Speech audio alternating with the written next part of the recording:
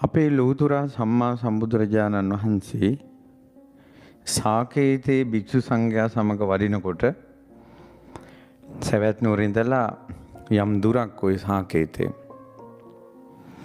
වඩිනකොට ඒ ගමක් කරා වඩිනකොට එක වයසක සීයා කෙනෙක් පාරේ වඩිනවා. මේ පාරේ යනවා.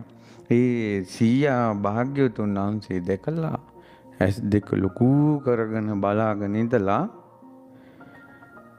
මුන්ද දුවගෙන ඇවිල්ලා කොහෙදෝ මෙච්චර කාලයක් ගියේ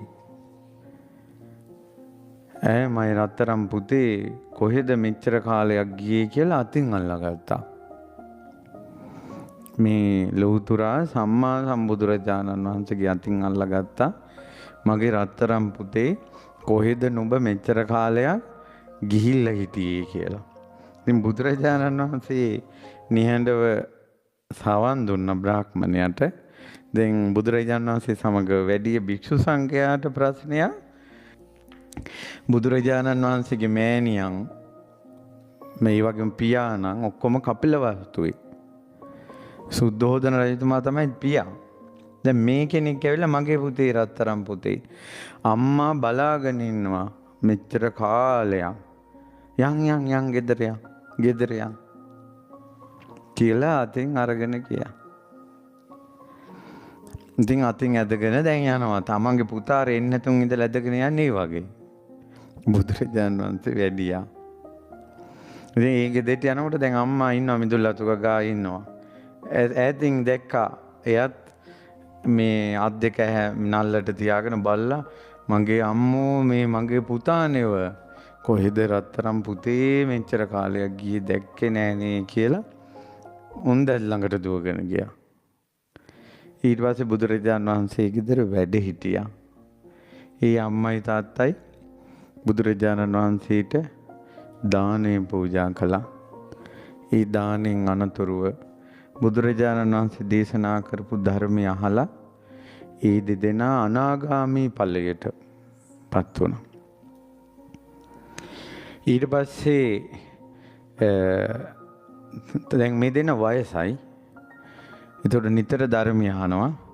ඒතකොට මේ ධර්මය අහලා අවසානයේ මේ දෙන්නම අරහත්ත්වයට පත් වෙනවා. මේ බුදුරජාණන් වහන්සේට පුතේ කියලා අර කට්ටිය කතා කළේ කියලා. ඒක භික්ෂු සංඝයා ඇහුවා. ආහනකොට බුදුරජාණන් වහන්සේ වදාලා මේ වයසක දෙන්න ආත්ම භාව 500ක් මගේම අම්මා වෙලා මගේම තාත්තා වෙලා ඉඳලා තියෙනවා මේ දෙන්න. ආත්ම භාව 500ක් ලොකු අම්මයි ලොකු තාත්තයි.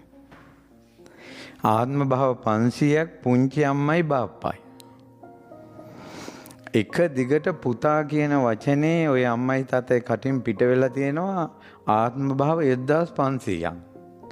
ඒ නිසා දැන් මාව දැක්ක ගමන් බුදුරජාණන් වහන්සේ දැක්ක ගමන් ස්වාමීනි භාග්‍යතුන් වහන්සේ කියලා පිට වෙන්නේ නැහැ. පුතා කියලාම තමයි කියවෙන්නේ. අර සංසාරේ. ඒකට අද වුණත් අපිට සමහර අය මුණ ගැහුනම එකපාර අපි යාළු වෙනවා. හිතවත් වෙනවා. දරුවෝ වගේ සලකනවා. මට මුණ ගැහිලා තියෙන සමහර ළමයි සමහර බෝඩින් වල නැවතිලා සමහර යාළුවන්ගේ ගෙවල් වලට හදිසියෙ ගිහිල්ලා ඊට පස්සේ ඒ අම්මලා තාත්තලා තමන්ගේ දරුවන්ට වැඩි ආදරය වෙනවා අර අලුතෙන් එන එක්කෙනාට. බුදුරජාණන් වහන්සේ වදාලා ඒකට හේතුව තමයි සංසාරී සමීප ජීවිතවල ළඟින් හිටපු එකට සාක්ෂියක් කිව්ව එක. ඒක බුදුරජාණන් වහන්සේ ගාථාවකින් වදාලා මම ඒකේ සිංහල අර්ථය ලියාගත්තා. පෙර සසරේ නික අයුරෙන් නිතර එක්ව විසුව නිසා මේ භවයේදී දුටු පමණින් සිත පැහැදී යයි නිසා සංසාරේ සමීප ජීවිතවල එකට හිටපු නිසා මේ ජීවිතේ දැක්ක ගමන් ඉක්මනට හිතවත් වෙනවා.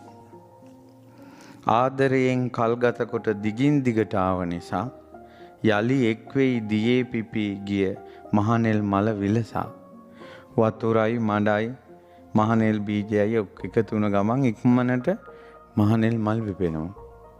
ඒ වගේ අර සංසාරේ හුරු පුරුදු අය එකට මුණ ගැහිච්ච ගමන් අපි කියලා හැඟීමක් එනවා. තමන්ගේ වගේ හැඟීමක් එනවා. ඒ තමයි සංසාරේ එකට ජීවත් වීම. ඕක මෙහෙමයි ඉතින්. දැන් මේක හොඳකට සිද්ධ වුණා. ඔය වගේ තමයි සංසාරේ වෛරක්කාරයෝ. ජීවිතෙන් ජීවිතේට වෛර කරලා මේ ජීවිතේ දැක ගමන් පුංචි හේතුවෙන් වෛරක්කාරයෙක් වෙනවනේ. ඒකට අපිටත් හිතා ගන්න බෑ මේ පොඩි කාරණාවෙන් ඇයි මෙච්චර වෛරය හැදුනේ කියලා. ඒ සසර පුරුදු. අපි බොහෝ දෙනෙක් සසර පුරුදු වලින් සහ සසරේ ස්වභාවය නිසා බැට කනවා.